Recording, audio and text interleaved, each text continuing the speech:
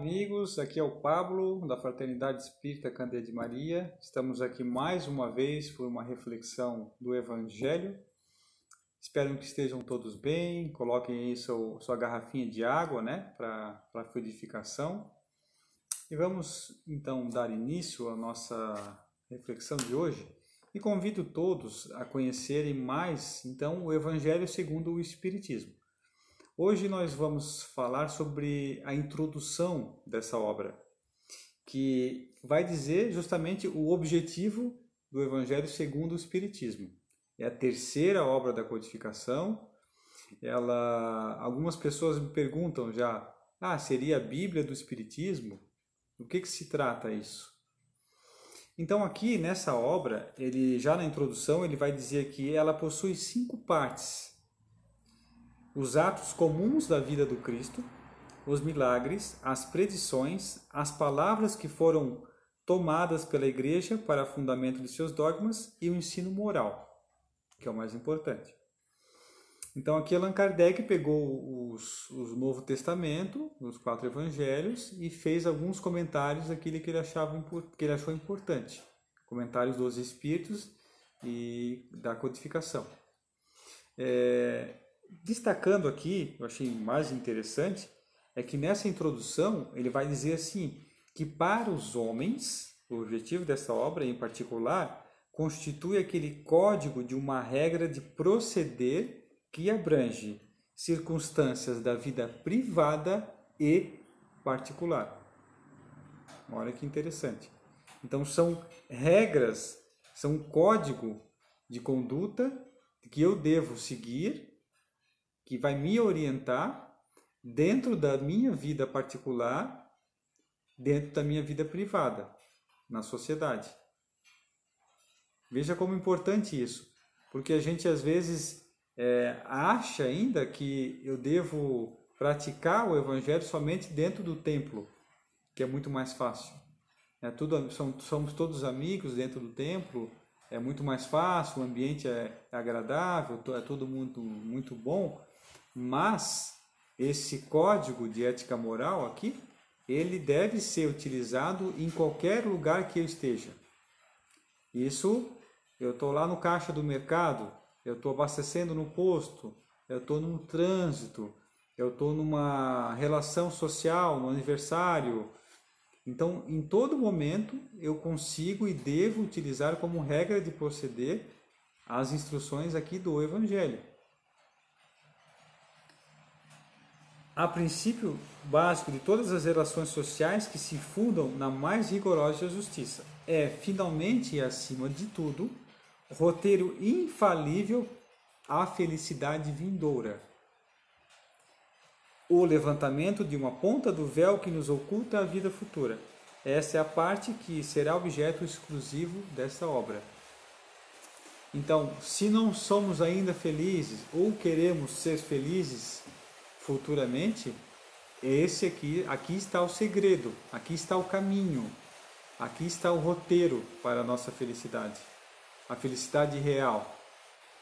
Aí muitas vezes acontece na nossa vida muitos problemas, empecilhos, as coisas que saíram fora do nosso planejamento e a gente fica momentaneamente infeliz. O porquê dessa infelicidade? O porquê que acontece isso com a gente? Então, as respostas estão nesse código moral de conduta. Por que eu fiquei assim? E como que eu faço para ser feliz, então, daqui para frente? Aonde eu vou buscar essa felicidade? No mundo hoje cada vez mais corrido, as pessoas cada vez mais ansiosas, se preocupam, se perguntam por que não deu certo? Por que isso é assim?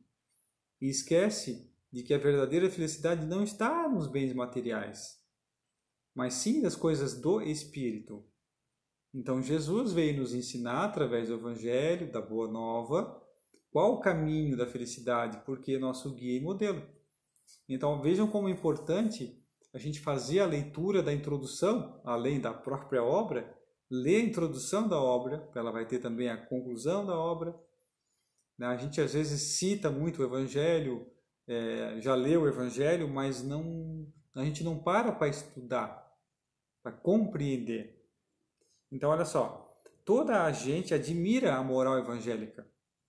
Todos lhe proclamam a sublimidade e sabem que é necessário. Muitos, porém, assim se pronunciam por fé, confiados no que ouviram dizer, ou firmados em certezas máximas que tornaram proverbiais. Poucos, no entanto, o conhecem a fundo, e menos ainda são os que compreendem e lhe sabem deduzir as consequências. Um grande tapa na cara, né? Nessa introdução. E isso não é verdade para nós cristãos? A gente cita a passagem, lá no Evangelho diz, a gente fala, sabe que é bom ter a leitura do Evangelho, sabe que é bom ler o Evangelho, indica para as pessoas lerem o Evangelho, mas nós mesmos não estudamos, não tentamos compreender ainda o pouco que a gente estuda, que seria o mais importante, e assim deduzindo as consequências. Então aqui é uma receita que vai trazer a ideia do resultado final. Se eu agir assim, o que vai acontecer comigo? Ou por que eu estou aqui hoje, como que eu agi antes para chegar aqui nesse momento com essa dificuldade? Né? Em que momento eu me desviei do caminho? A razão está por muito na dificuldade que se apresenta ao entendimento do Evangelho, que, por maior número dos seus leitores, é ininteligível. Realmente tem algumas passagens, alguns trechos que a gente lê, que se for tomar ao pé da letra, a gente não vai compreender. Então, essa forma alegórica e intencional, o misticismo da linguagem faz com que a maioria leia por desencargo de consciência e por dever, como leem as preces, sem as entender, isto é, sem proveito. Então a gente acaba às vezes ler para dizer que leu, eu li todas as obras, li o Evangelho, mas não conseguiu às vezes compreender. E se a gente não compreende, como que nós vamos praticar? Passam-lhe despercebidos os preceitos morais, disseminados aqui e ali, intercalados na massa das narrativas. Impossível, então, apanhar-se-lhes o conjunto e tomá-los para objeto de leituras e meditações especiais. Tá? Então é isso aí. Como que eu vou meditar sobre se eu não conseguir extrair a mensagem moral do texto? Não conseguir entender como é que isso tá, o que isso quis dizer? E é claro, às vezes não é na primeira leitura. Às vezes não é eu não vou entender de pronto. Às vezes eu vou entender com outra pessoa explicando. Às vezes eu vou entender na segunda leitura. Às vezes eu vou entender quando eu conhecer um pouco mais sobre a doutrina espírita, ou quando eu conhecer um pouco mais sobre o Evangelho, às vezes eu vou entender outras passagens sobre a vida de Jesus. É certo que tratados já serão escritos de moral evangélica, mas o arranjo em moderno estilo literário lhe tira a primitiva simplicidade que ao mesmo tempo lhe constitui o encanto e a autenticidade. Outro tanto cabe dizer de máximas destacadas e reduzidas à mais simples expressão proverbial. Às vezes fica muito complexo, como é escrito, e às vezes as pessoas tentam simplificar demais o texto e acaba fugindo da sua essência. Esta obra é para o uso de todos. Dela podem todos unir os meios de conformar a moral do Cristo o respectivo proceder.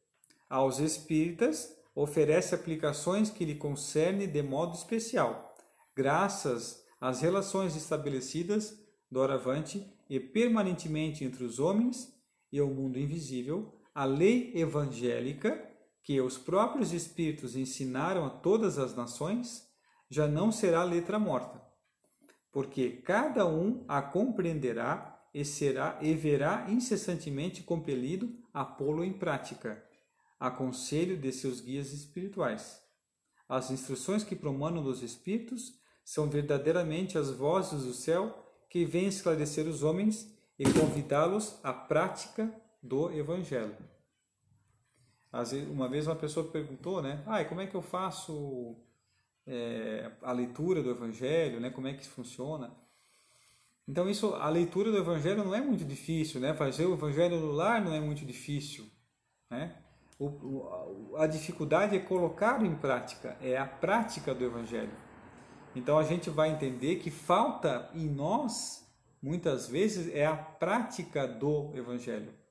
Não é só a leitura, não é só o entendimento, mas sim a prática do que está escrito ali. A gente não vive como cristão. Os primeiros cristãos morriam com os leões porque porque Jesus falava que a morte não existe. Então eles confiavam e viviam como cristãos. Hoje a gente não vive como cristão. A nossa fé falha na primeira dificuldade. O guia e modelo que Jesus muitas vezes a gente não consegue seguir, porque a gente tem ainda receio, a gente não tem a fé suficiente. A gente não confia, a gente se mistura e se envolve muito com as coisas da matéria e esquece das coisas do Espírito. Então, quanto mais nós conseguimos compreender, estudar e dedicar o nosso estudo e entendimento para a Boa Nova, para o estudo do Evangelho, e aí sim, compreendendo, vamos conseguir, pouco a pouco, colocá-las em práticas, esses tão nobres ensinamentos. Então, a nossa reflexão da noite de hoje é também um aviso ou um incentivo à leitura do Evangelho segundo o Espiritismo. Então, a gente estudou hoje o item 1, o objetivo desta obra, para que a gente saiba como que esse código moral universal, que é de uso de toda a humanidade, porque são leis universais, código de ética moral, é importante para todos nós. Deve ser usado como nossa cartilha de proceder na vida privada e social. E sabemos que, então, seguindo essas orientações, teremos uma vida mais feliz no futuro, de acordo com as palavras do livro. Ok, amigos? Obrigado pela atenção, tenham uma boa semana e até a próxima reflexão.